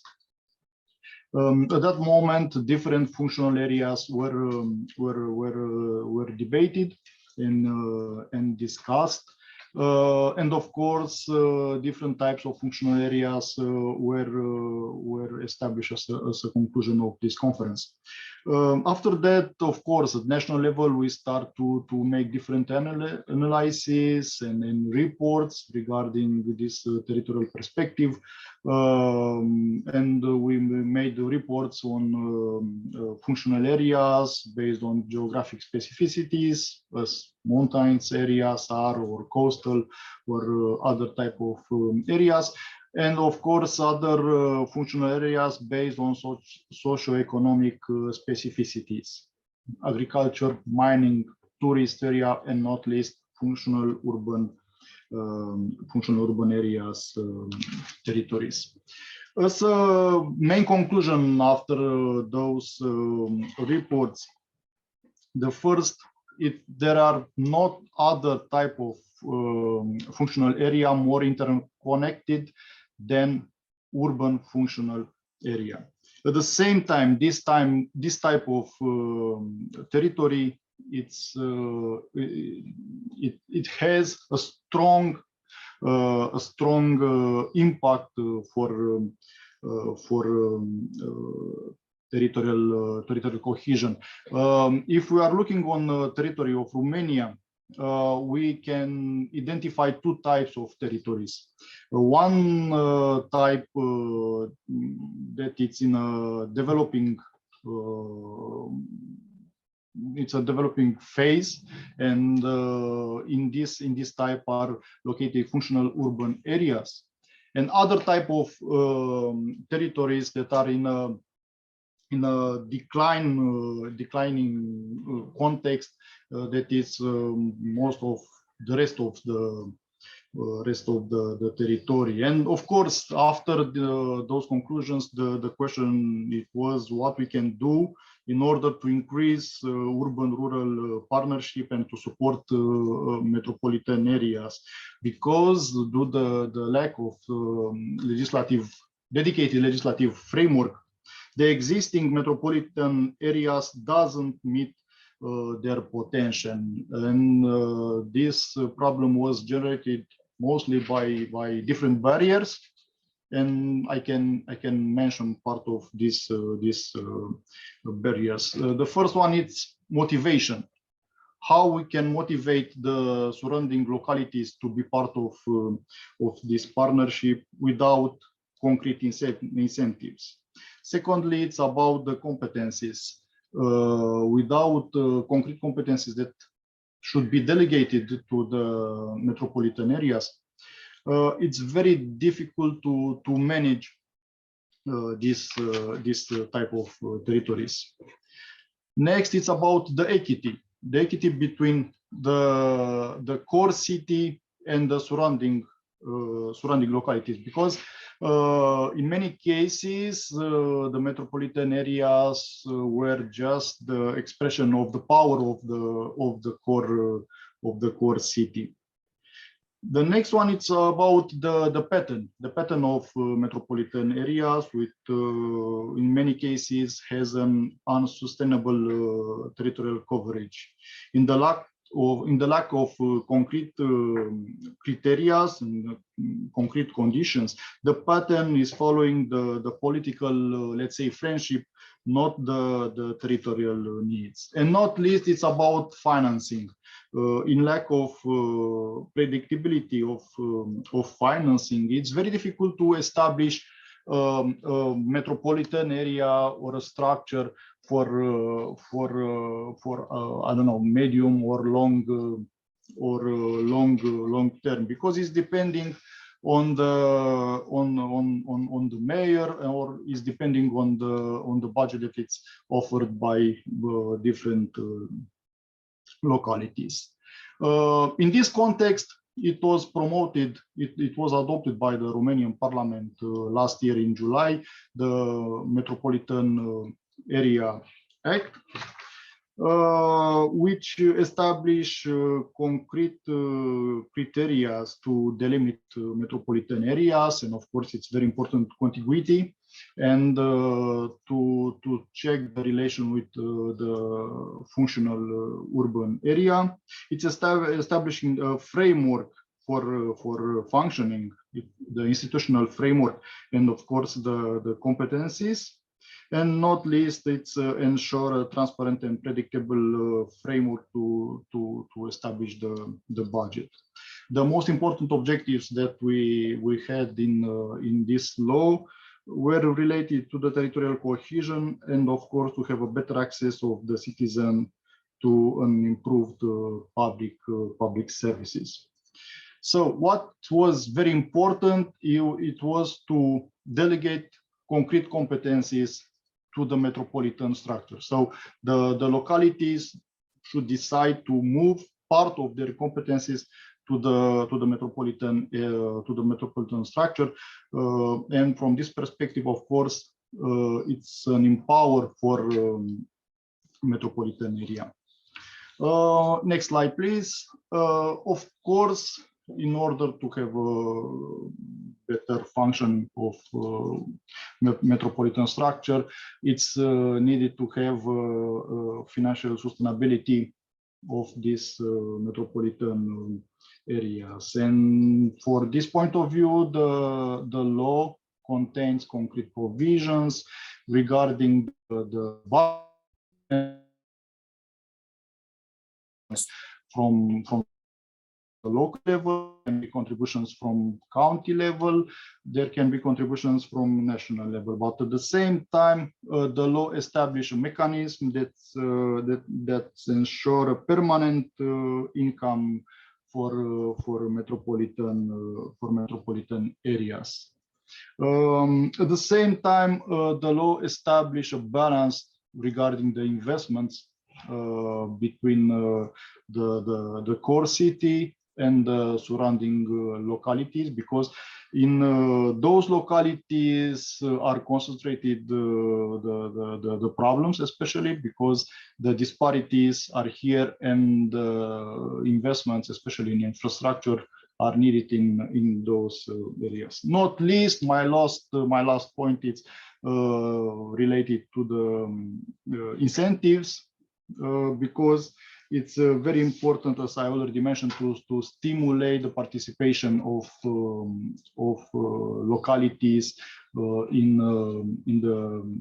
the partnership. And the law contains concrete provisions that stimulate localities to approach those partnerships. So I think due to the limits of time, I will stop here, but if you have any questions, I'll be delighted to respond. Thank you very much. Thank you. Thank you so much for that. It's always interesting to see rural-urban partnerships developed by law. We don't always see that. So again, if you have any questions for Liviu, please put them in the Q&A or the chat. He will be looking for them and he'll respond live. I think, Delphine, you may have a few questions in the chat, so you may want to take a look. And while they're doing that, maybe we turn to our final presentation from the United States to get another perspective on an aspect of building a stronger urban-rural partnership. So Robin, the floor is yours. Thank you, Betty Ann, and good afternoon, everyone. As a Deputy Assistant Secretary for Economic Development here at HUD, I have the opportunity to focus on cost-effective and coordinated investments that foster strong local economies, create jobs, and save taxpayer dollars. My office also houses the Office of Rural Housing and Economic Development, which is a unique dedicated office to serving rural communities here at HUD. Next slide, I think, is great. Today, I want to touch on barriers from a federal perspective to supporting rural-urban partnerships, but also explore, time depending, on 3 efforts to address this issue at different scales, federal, state, and local. Quick background, around 1 in 5 Americans reside in rural areas and small towns, yet compared to their urban counterparts, rural renters and low and very low incomes do not have sufficient access to housing. The affordable housing shortage, rapid population growth, and overcrowding in rural areas makes this problem worse. As a consequence, most of our nation's high poverty counties are rural. And on a per capita basis, more people are experiencing homelessness in rural counties than in urban ones. HUD is deeply committed to serving the unique housing and community development needs of rural communities. Although urban development is in our name, HUD serves all communities, including our nation's rural communities, home to large populations of Native American, African American, Latino, and other historically disadvantaged communities. This is a very timely discussion. Just this morning, as I was getting prepared and I was listening to the radio, there was an article about the challenges that rural communities face in accessing federal and local resources. As we know, funding decisions are critical to the outcomes in communities, and the way funding flows can either incentivize or provide barriers to coordination. This slide that Betty Ann has up basically says federal development assistance for rural and tribal communities. And as you can see, this is a map of some 400 programs that serve these communities. But really what you see are those crisscrosses, which means that there's a lot of confusion and or simply challenges in dedicating this funding to the places where it is meant to go in support of rural communities. The Biden-Harris administration recognizes this significant challenge and has made a significant investment in rural communities to make sure that in the aftermath of the pandemic, rural communities are able to access the trillions of dollars that have been made available to support economic and public health recovery. In addition, President Biden has signed into law trillions of dollars to transform the country's infrastructure and address climate change. This is a historic time for resources in the country, but one of the biggest challenges rural communities face is that the nation still does not have a comprehensive rural policy, and therefore many of these resources are still fragmented. Next slide. This is just a map that shows the picture of rural communities. It might be a little bit hard to see, but it is to illustrate just how much of our nation is rural, and then where its connectivity is to our urban centers. One of the things that I think we can go to the next slide. While these challenges are pervasive, I want to highlight a key principle for doing this work, and it's been talked about by many of the other collaborators here today, but really the focus on coordination and collaboration. Obviously, the topic today is about these partnerships, and these principles of coordination and collaboration are key to doing this work. The federal government, as you know, leads through policy and program design to incentivize partnerships, and we can also convene and dedicate staff to support these initiatives. However, much of this collaboration happens at the local level, and I'll show you an example of that in a moment. The administration, as I mentioned previously, recognizes the unique challenges that rural communities face. The Biden-Harris administration, early on in the administration, established what is called the Rural Partners Network, which is a whole of government approach to rural development It's led by the US Department of Agriculture, but it is a partnership of all agencies in support of identifying resources and putting boots on the ground to help rural communities access the resources that are available and identifying barriers in implementing those resources. President Biden also explicitly prioritized creating economic opportunity in rural America and urban equitable development in an executive order that was released a few months ago on advancing racial equity and support for underserved communities through the federal government. The order calls on the federal government to help rural and urban communities identify and access federal resources that create equitable opportunity and advance projects that build community wealth. The Rural Partners Network has been developed to set a national agenda that unifies around common objectives and ensures rural America receives needed resources. Setting this national objective is an important first step for ensuring that rural and urban communities can partner together seamlessly. In response to the administration's priority of rural prosperity, HUD has also developed an internal Rural Prosperity Coordinating Council to complement the work of the Rural Partners Network. This gives us the ability to, across our department, identify ways that we can better support our rural communities in partnership with our urban communities.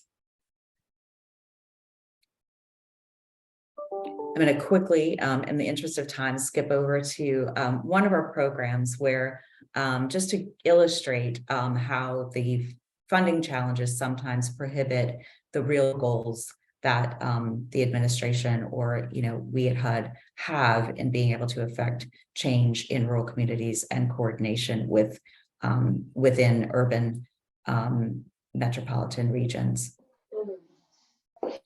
Our Section 108 loan guarantee program lends funds to community development block, lends funds to municipalities as well as states and counties. If you skip to the next slide, Betty Ann, that'd be great. But what you can see here is that where we say entitlement, that means municipalities. And then you see where the funding flows from the state to local communities. And you can see just in this slide that there's a disparity about the amount and the way that these funds flow to make sure that we're able to support economic development and other initiatives within our rural communities and counties.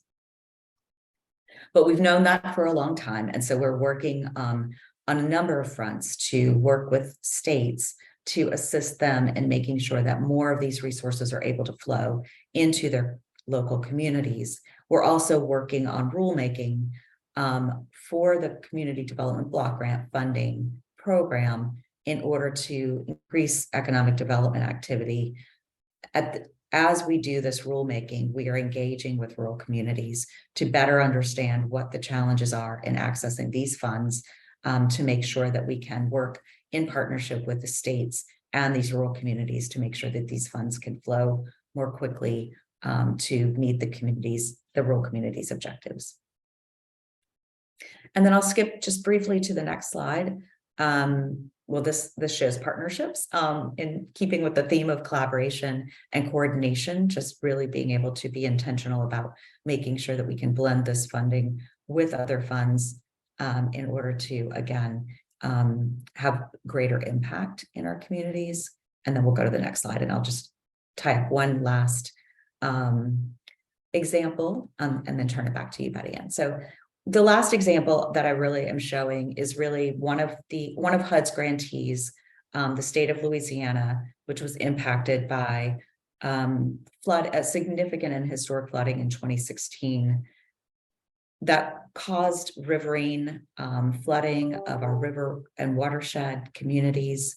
The state determined that one of the ways to support the recovery of these communities and then the future development within these communities was to develop a set of collaboration, both amongst the state partners that fund development around communities that are impacted or that are in our riverine watersheds.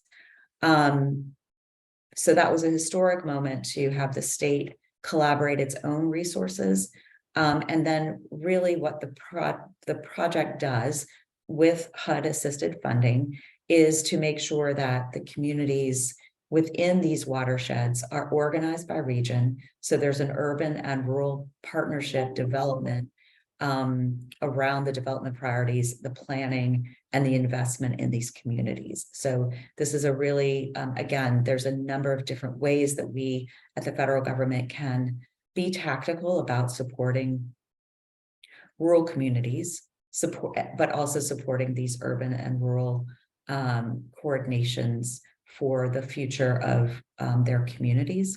The state of Louisiana has been able to do this collaboration both at the state level, managing the way that funding flows, managing the way that decisions are made about development priorities in local communities, but then really incentivizing the regions themselves to work better and more deeply on their own collaboration for their future development. So I'll stop there, Betty, and hand it back to you. Thank you. Thank you so much, Robin. Thank you for highlighting kind of the overarching framework within HUD and reminding folks that HUD, even with urban in your name, serves rural as well, because I've heard that many times, that HUD is urban and not rural. So I appreciate hearing that from a HUD representative. Livu, I think you have some questions in the chat, so I would encourage you just to ask Robin. It's very rare.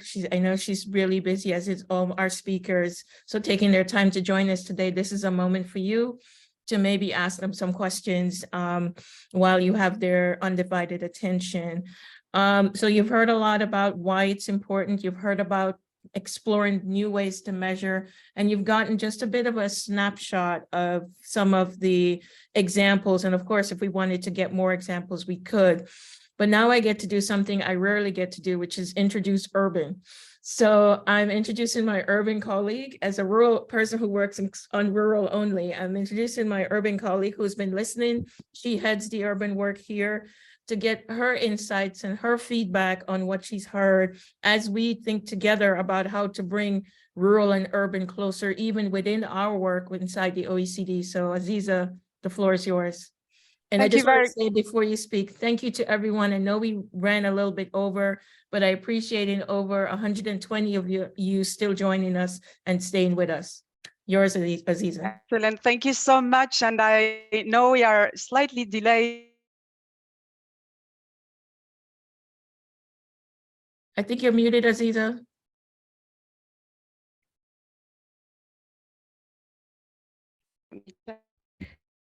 Okay. Now is good? Okay, now you're good. Yeah. Sorry, so I was just saying big thanks to all of you, and just 5 minutes to do a quick recap, which by no means is meant to do justice to the wealth of wisdom that was shared today. And I'd like to start with the most important part, which is to thank the team, Betty-Ann, Oscar, Andres, but also Lisa and Leslie that have made this preparation and delivery very smooth today. Very thanks also to my colleague Dorothée for joining forces, to our 3 working party chairs, Peter, Elisa, Alessandro, not only for being with us today, but also for giving us the strategic guidance we need to connect the dots in the Secretariat and to join forces around these very important conversations, such as the one we had today. Big thanks to all the speakers and to delegates who are online, and many of them that have mobilized the expertise in their respective countries. Of course, we'll do as next steps a very a quite detailed 2-3 page summary of this conversation that we will make available to all of you. The slides will also be uploaded online together with the recording that is available in French and in English, and we'll report back in the next meeting of the Regional Development Policy Committee to be held at the end of April, some of the takeaways to, let's say, inspire future work from the different working parties. I just wanted to share with you, and noting I have 3 minutes, 4 minutes to do that, the 5 main takeaways that I would like to stress from today's conversation. I usually stick to 3, but it was so rich that I struggled a bit to fit this under 3 only. I think there were a few issues around the terminology, around the scale, around data, around the champions that can drive these partnerships and some very important insights on forward-looking perspectives that can guide future work. On the terminology, I think there was quite a plea to acknowledge the diversity, to call a spade, also to recognize that terminology is not neutral and comes with perception biases, comes with representations that can influence also policy choices. And I think the way we heard from Portugal that the rural-urban dichotomy may translate into an inner versus coastal area, the way Peter said that we shouldn't say linkages, we should talk about partnerships, collaboration, cooperation, and define who gets the upper hand, a provocative statement, but is indeed related to the perceptions around representations. And this reminds me a recent anecdote where Betty Ann stopped by my office after coming from a mission, and she said, I have a super joke for you. I was in a conference in a very rural area, and there was a keynote speaker who said, we should kill this urban arrogance. And I told her, I was also in a conference a few days ago, and there was not a keynote, but a speaker who actually said we should cure the rural underconfidence. And I think going to this sort of representation and terminologies and the fact that they're not neutral for an organization that is fact and evidence-based is extremely important. There were a number of suggestions that were also made around the scale. Of course, the typical environmental case for rural-urban partnerships to manage public goods, and many examples were provided around air, biodiversity, the typical economic case that we all know, to deliver public services at scale, even if there was a very interesting chat comment that says this has to last over time, this has to stabilize, otherwise those large sunk investments that need long-term perspectives to be recovered cannot be pooled at the appropriate scale if it is ad hoc rural-urban partnerships. But we've heard a bit the social case for rural-urban partnerships to happen. And we know in this context of social discontent and the needed renewal of the social contract, there's certainly something there also that can maybe unlock the potential of these mid-sized cities that many of you mentioned as really enablers, facilitators of that rural-urban connection. And we know they've gained a lot of traction in the post-COVID world and can support more granular thinking around these different levels of partnership. There were some discussions around champions, and I think we heard from Romania, from Portugal, the extent to which national level action, whether it's incentives, framework conditions, combining the stick and the carrot is important, but we also heard how important it is to work at EU and international level, the global agendas that were mentioned by Tominho, but also the EU funds that serve for a number of countries as drivers also for such partnerships. We heard how mayors from different cities of all sizes are crucial, and this idea that governments may do part of the job, but governance is more than governments, and that maybe there's a range of stakeholders, maybe we spoke less about the private sector, that need to be included. And this idea that all these actors, players have different traditions, different culture, different accountability mechanisms, different motivations is extremely important to figure out how to align planets somehow, to connect the dots and to make sure that this map that was shown by Robin, where we see the headache of articulating different programs and different institutional players, can be simplified somehow without neglecting that complexity that comes with partnership.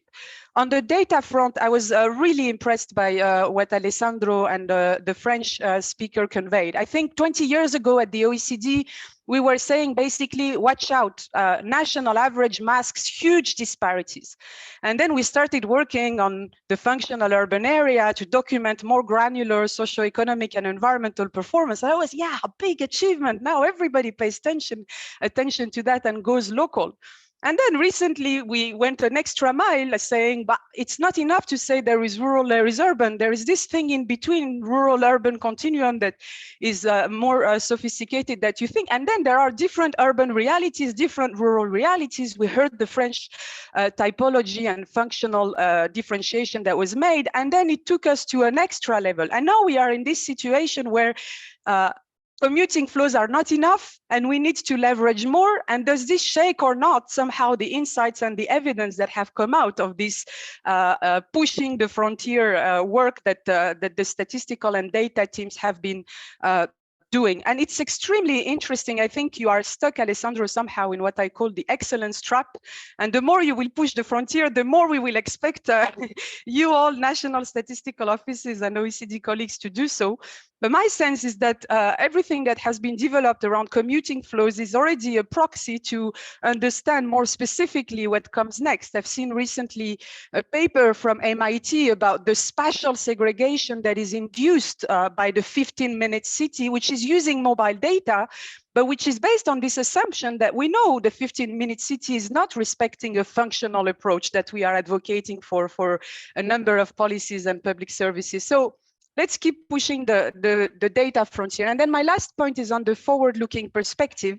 And I think there were many very interesting insights here to leverage foresight, scenarios, futures, directionality, as it was called, because both rural and urban are faced with the same mega trends in the end: climate change, biodiversity collapse, global discontent, shifting economic power, demographic and digital change, and so on.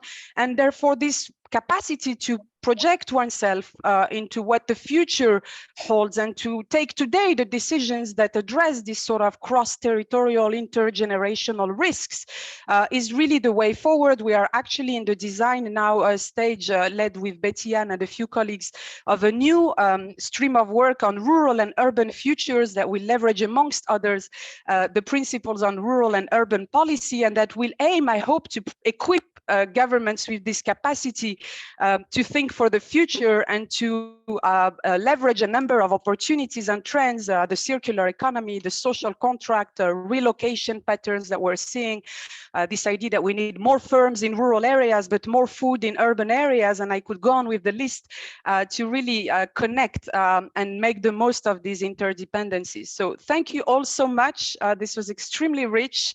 This is the beginning of a conversation. As I said, the material will be uploaded online, and we look forward to resuming this all with all of you. So thank you for staying a few extra minutes. I appreciate that, and appreciate everyone joining us. Aziza put it all in and summarized it well, so I don't have to add anything more. You will hear from us, and we will share the PowerPoint slides with you soon. Thank you so much. Have a great, enjoy the rest of your day. Thank you.